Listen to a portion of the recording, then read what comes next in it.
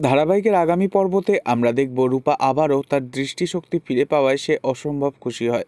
তবে বিপদ যেন কিছুতেই পিছু ছাড়ে না রূপার। হাসপাতাল থেকে মিশকা দীপাকে নিয়ে পালানোর সময় ঠিক সেই মুহূর্তেই রূপা দেখতে পেয়ে ফুলদানি দিয়ে মিশকার মাথায় মেরে মিশকার কপাল ফাটিয়ে দেয়। দীপাকে ফেলে রেখে মিশকা তড়িঘড়ি পালিয়ে যায় ডাক্তারের কাছে। সেখানেই মিশকার মাথায় সেলাই পড়ে। মিশকা যত কষ্ট পেতে থাকে তত মনে মনে রেগে যায় মিশকা রূপার ওপর। এরপর দেখা যায় ডাক্তার রূপাকে হাসপাতাল থেকে ছুটি দিয়ে দেয় আর বলে, কিন্তু মিসেস দীপা সেনগুপ্ত উনি কিন্তু একেবারের মতন কোমাতে চলে গিয়েছেন।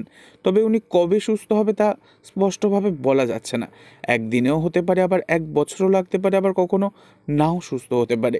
তবে এরপরই দীপাকে নিয়ে সূর্য নিজের বাড়িতে যাওয়ার সিদ্ধান্ত নেয়। তবে রূপা যে চোখে দেখতে পাচ্ছে তা জানতে পেরে ভীষণ খুশি হয় আরিয়ান।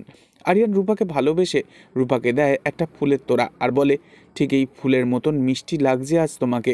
এই ফুলে যত রং আছে ঠিক তার মতন তুমি তোমার স্বপ্নগুলো আজকে সাজাও। যা শুনে অবাক হয়ে যায় রূপা। তবে কি অলি মেনে নেবে ওদের দুজনের এই সম্পর্ক? পরবর্তী আগামী পর্ব জানতে অবশ্যই সাবস্ক্রাইব করে রাখবেন। ধন্যবাদ।